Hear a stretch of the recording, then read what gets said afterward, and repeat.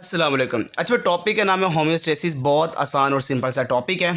Homeostasis अगर देखा जाए हमारी बॉडी के अंदर एक ऐसा सिस्टम है जो मेंटेनिंग सिस्टम है। मतलब जब हमारी बॉडी के अंदर कोई भी चेंज को मेंटेन करता है, ऐसे सिस्टम को बेटा हम नाम देते हैं देखो होम्योस्टेसिस है। ये जब मेंटेन करता है तो इसी वजह से हर जानदार अडेप्टेड होता जाता है इन्वायरमेंट के लिहाज से। तो अडेप्टेशन के अंदर जो हेल्प करता है इन कॉन्स्टेंट कंडीशन चेंजिंग, जितनी भी चेंजेस आ रही हैं उसके मुताबिक अडेप्टेशन आते जाना किसी लिविंग ऑर्गेनिज्म के अंदर। ये एक ही सिस्टम है जो अडेप्टेशन में मदद दे रहा है, वो होम्योस्टेसिस है। इसी वजह से देखा जाए हमारे अंदर इवोल्यूशन आ रही है, हमारे अंदर चेंज आ रहा है, तो जो इवोल्यूशनरी प्रोसेस को कंट्रीब्यूट करता है ये होम्योस्टेसिस है। अब होम्योस्टेसिस की अगर प्रॉपर डेफिनेशन देखी जाए एफएससी के लिहाज से, तो ये एक ऐसा सिस्टम है जो प्रोटेक्शन देता है इंटरनल इन्वायरमेंट को। किससे प्रोटेक्शन देगा? कोई भी नुकसान, कोई भी हार्म्स जो कि फ्लक्चुएशन की सूरत में होगा किसके अंदर? एक्सटर्नल इन्वायरमेंट के अंदर। तो एक्सटर्नल इन्वायरमेंट के अंदर जो फ्लक्चुएशन आती है, कोई भी चेंज आता है, उस चेंज की वजह से जो नुकसान होता है इंटरनल इन्वायरमेंट हमारी बॉडी को, तो बेटा उसकी हिफाजत करने के लिए जो हमारे बॉडी के अंदर सिस्टम मौजूद है, दे आर कॉल्ड होम्योस्टेसिस है। अगर देखा जाए फॉर एग्जाम्पल, जैसे कि मैं यहाँ पे अभी आपको पढ़ा रहा हूँ, तो गर्मियों के दिन है, तो अभी यहाँ पे टेम्परेचर काफ़ी ज़्यादा है। सर्दियों में टेम्परेचर क्या होगा? यहाँ पे बहुत कम होगा। तो बाहर के इन्वायरमेंट के अंदर जो फ्लक्चुएशन होती है वो वाइड रेंज पर होती है, काफ़ी ज़्यादा चेंज आपको नज़र आता है, बड़े लेवल पे चेंज होता है। और अगर हमारी बॉडी के अंदर देखें तो बाहर के इन्वायरमेंट के लिहाज से हमारी बॉडी के जो चेंज होता है वो ज़्यादा नहीं होता, वो नैरो रेंज पर होता है। और हमारे सेल लेवल पे जो चेंज होता है वो एक्सट्रीमली नैरो रेंज पर होता है। ये तीन टर्म्स बहुत इंपॉर्टेंट एज एमसीक्यूज़ के तौर पर याद रखिएगा। एक्सटर्नल इन्वायरमेंट पे जो फ्लक्चुएशन होती है वो वाइड रेंज पर होती है, हमारी बॉडी के अंदर इंटरनल इन्वायरमेंट में जो फ्लक्चुएशन है वो नैरो रेंज पर है, और जो सेल लेवल पे फ्लक्चुएशन होती है वो एक्सट्रीमली नैरो रेंज पर आपको नज़र आती है। जैसे मैंने बताया कि ये सारा का सारा बाहर चेंज आने की वजह से हमारी बॉडी के अंदर जो नुकसान होता है उसको बचाने के लिए, उस नुकसान से बचने के लिए जो सिस्टम वो होम्योस्टेसिस है। अब बाहर का इन्वायरमेंट में कौन कौन सी चीज़ जिसमें चेंज आ सकता है, वो कौन कौन से कंपोनेंट है एक्सटर्नल इन्वायरमेंट के, जिसमें सल्यूट भी है, वाटर भी है और टेम्परेचर भी है। अगर देखा जाए तो आप देख सकते हैं कि सर्दियों गर्मियों में मौसम चेंज होता है तो पानी में, हवा में नमी में चेंज आ जाता है, टेम्परेचर में चेंज आता है। ये जो बाहर के इन्वायरमेंट में चेंज आता है, इस फ्लक्चुएशन की वजह से अंदर के इन्वायरमेंट डिस्टर्ब होता है। अगर हमारी बॉडी अगर देखा जाए वाटर और सल्यूट को रेगुलेट करे between organism and their environment, सिर्फ वाटर और सल्यूट को, तो हम इसको एक नाम देते हैं, they are called osmo regulation. अगर हमारी बॉडी के अंदर से नाइट्रोजिनस वेस्ट मटेरियल बाहर खारिज हो तो हम इसको नाम देते हैं, दे आर कॉल्ड एक्सक्रीशन। और अगर हमारी बॉडी के अंदर देखा जाए बॉडी टेम्परेचर को हम मेंटेन कर रहे हैं, तो बॉडी टेम्परेचर को मेंटेन करना, they are called thermo regulation. मतलब थ्री टर्म्स है, एक ऑस्मो रेगुलेशन, वाटर सल्यूट को मेंटेन करना, अगर नाइट्रोजिनस वेस्ट को बाहर निकाला जाए एक्सक्रीशन है, और अगर बॉडी टेम्परेचर को मेंटेन किया जाए they are called thermo regulation. और अगर इन तीनों को मिलाया जाए तो एक टर्म बनती है, दे आर कॉल्ड होम्योस्टेसिस है। तो होम्योस्टेसिस तीन चीज़ों का मजमू है, एक है ऑस्मो रेगुलेशन, एक है एक्सक्रीशन, और तीसरे नंबर पे आने वाली कौन सी बेटा? थर्मो रेगुलेशन है। इसी के साथ अगर देखा जाए आगे फर्दर मूव करके, होम्योस्टेसिस को खुद भी रेगुलेट करने वाला एक सिस्टम होता है और उस सिस्टम को नाम दिया जाता है कंट्रोल सिस्टम। तो मतलब होम्योस्टेसिस खुद भी रेगुलेट हो रहा है और इसको रेगुलेट करने वाला जो सिस्टम है, they are called control system है। अब हमारे पास दो कंट्रोल सिस्टम है, एक तो वो जो हमारी बॉडी के अंदर होता है उसको कहते हैं लिविंग कंट्रोल सिस्टम, और एक ऐसा कंट्रोल सिस्टम है जो हम बेजानदार चीज़ों के अंदर देखते हैं, वो सिस्टम बेटा कहलाया जाता है फिजिकल कंट्रोल सिस्टम। अब दोनों सिस्टम के अंदर कुछ चीज़ें कॉमन है। क्या चीज़ें कॉमन है? जैसे मैं पहला पॉइंट बताता चलो, सबसे पहली चीज़ ये कॉमन होती है दोनों के अंदर कि एक रिसेप्टर होता है जो किसी भी चेंज को डिटेक्ट करता है। ये आपने याद रखना है। जब वो चीज़ को डिटेक्ट करता है फिर उसके मुताबिक एक्शन होता है जिसको कहते हैं कंट्रोल सेंटर, जो एक्शन लेगा। फिर उसके बाद जब एक्शन ले लिया जाएगा तो रिस्पॉन्स होगा जो कौन देता है? इफेक्टर देता है। ये तीन चीज़ें दोनों में मौजूद है। जैसे मिसाल के तौर पर फिजिकल कंट्रोल सिस्टम के अंदर मैं एक बेजानदार चीज़ की एग्जांपल दूंगा, इंक्यूबेटर या ओवन कह लें, जो आपके घर में ओवन मौजूद है उसकी आप एग्जांपल ले सकते हैं। ओवन के अंदर एक होता है थर्मामीटर। सबसे पहले आप देखते हैं उस ओवन के अंदर टेम्परेचर कितना है।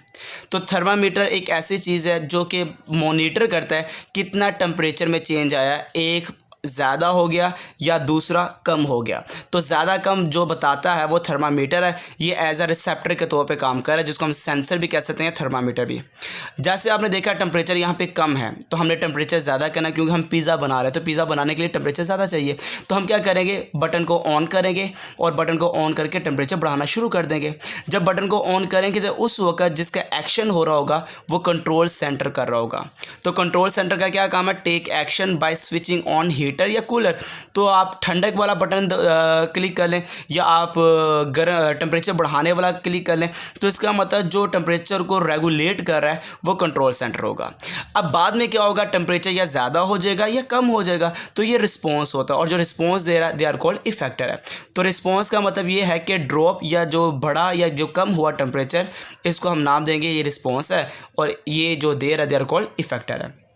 इसी तरह अगर हम लिविंग कंट्रोल सिस्टम के अंदर देखते हैं तो हमारे पास बड़ी बेस्ट एग्जांपल है एंडोथर्मिक एनिमल्स। एंडोथर्मिक एनिमल्स वो होते हैं जो हमारे जितने भी एनिमल्स, जैसे मैं भी एंडोथर्मिक हूँ, आप भी एंडोथर्मिक जो आप सुन रहे हैं, वो एनिमल्स जो बॉडी के टेम्परेचर को रेगुलेट कर सकते हैं वो एंडोथर्मिक एनिमल्स होते हैं। और जो अपनी बॉडी के टेम्परेचर को रेगुलेट नहीं कर सकते, शायद आपको याद होगा, वो कोल्ड ब्लडेड होते हैं, और जो वार्म ब्लडेड होते हैं वो एंडोथर्मिक के अंदर आ जाते हैं।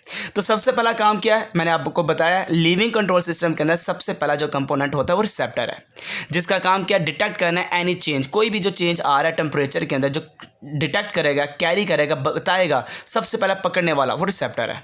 जैसे बताया कि भाई टेम्परेचर ज़्यादा है या कम है, जैसे मैंने बताया कि अभी मैं आपको लेक्चर दे रहा हूँ, गर्मी बहुत ज़्यादा है, तो मेरे जो रिसेप्टर है उन्होंने बताया कि मेरी बॉडी को टेम्परेचर बहुत ज़्यादा, गर्मी बहुत ज़्यादा है, तो मेरे अंदर से क्या हुआ, पसीना निकलना शुरू हो गया, कूलिंग इफेक्ट स्टार्ट हो चुका। तो ये जो कूलिंग इफेक्ट करवा रहा है, ये मेरी बॉडी का कौन करवा रहा है, कंट्रोल सेंटर करवा रहा है। तो ये क्या करेगा, कंट्रोल सेंटर का, ये या इंक्रीज़ कर देगा या डिक्रीज़ कर देगा बॉडी टेम्परेचर को। जैसे बॉडी का टेम्परेचर इंक्रीज़ होगा, डिक्रीज़ होगा, ये जो कुछ भी होगा ये रिस्पॉन्स होगा, और ये रिस्पॉन्स कौन दे रहा है बेटा, इफेक्टर होगा।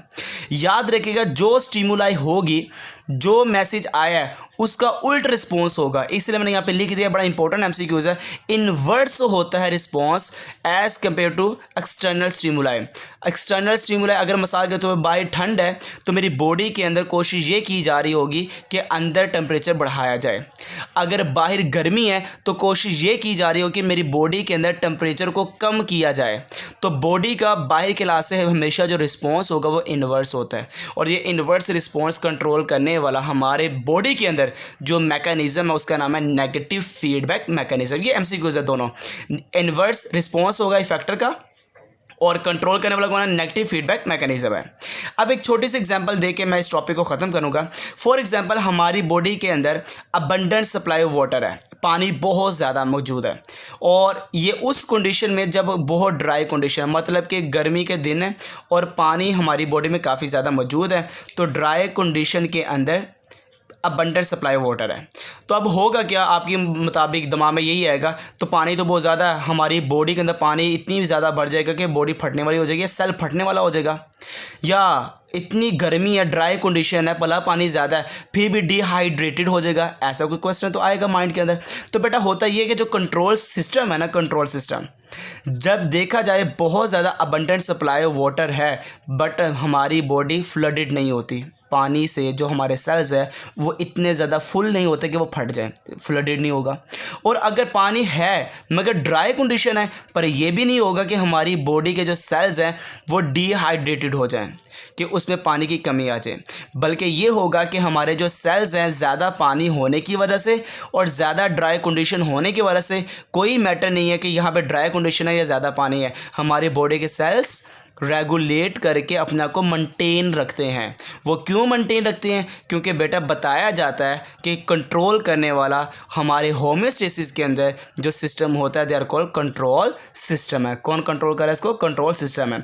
नहीं तो ऑस्मो रेगुलेशन का काम क्या था, हमारी बॉडी के अंदर वाटर सल्यूट को कंट्रोल कर देना, ये तो करता जा रहा है रेगुलर, मगर इसको कौन कंट्रोल कर रहा है, ऑस्मो रेगुलेशन को खुद कौन, ऑस्मो रेगुलेशन को खुद किससे कंट्रोल हो रहा है, तो इसको जो कंट्रोल करने वाला है वही मैंने आपको बताया कि वो कौन होता है बेटा, कंट्रोल सिस्टम होता है। तो ये एक एज आ टॉपिक था, सबसे पहला इंट्रोडक्टरी जो लेक्चर है सबसे पहला होम्योस्टेसिस का।